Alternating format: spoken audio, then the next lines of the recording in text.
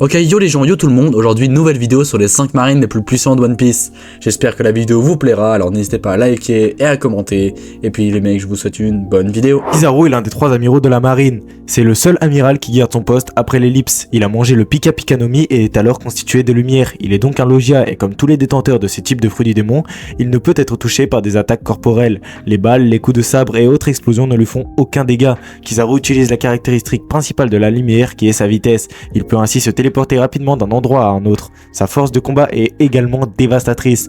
Voilà pourquoi il est numéro 5 de ce classement. Il est aussi un candidat pour le poste d'amiral en chef, mais suite à sa défaite contre l'amiral Akainu à Punk Hazard qui convoitait également le poste, il quitta la marine.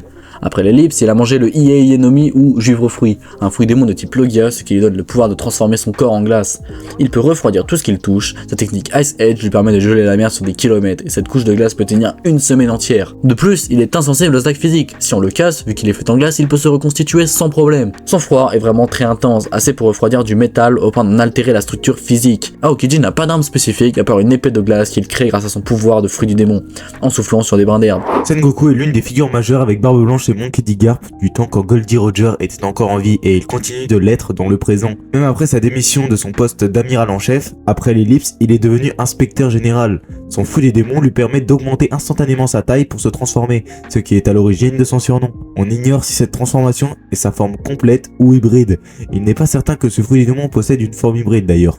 Certains soldats de la marine dans les environs affirment qu'ils ne l'ont jamais vu se transformer, ce qui laisse supposer qu'il ne se sert pas souvent de ce mystérieux pouvoir. Il peut envoyer des ondes de choc sous sa forme et c'est ainsi qu'il a affronté Marshal D-Teach lors de la bataille de Marineford. Commandant en chef de la marine et le commandant suprême de toutes les forces marines dans le monde, il a d'abord été introduit comme étant vice-amiral, étant l'un des vice-amiraux qui commandait le Buster Call lors de l'incident d'Ohara. Il était l'un des 3 amiraux de la marine avant d'être promu au rang d'amiral commandant en chef à l'issue des événements de Marineford. Akainu possède le Magu Magu no Mi qui lui donne la capacité de transformer son corps en magma et de le manipuler à volonté. En tant qu'utilisateur de fruits de type Logia, Akainu peut laisser les attaques physiques lui passer à travers sans être blessé.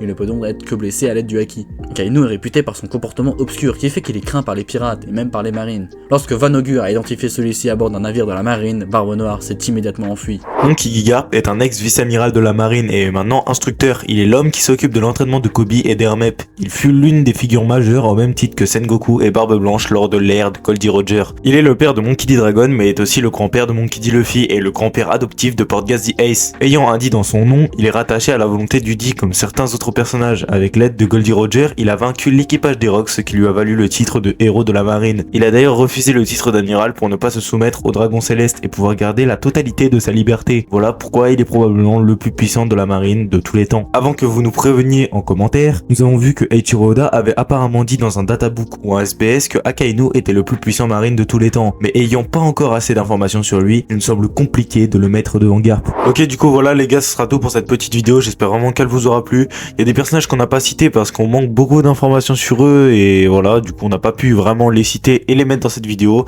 Du coup voilà, j'espère que quand même la vidéo vous aura plu, n'hésitez pas à liker, partager, commenter.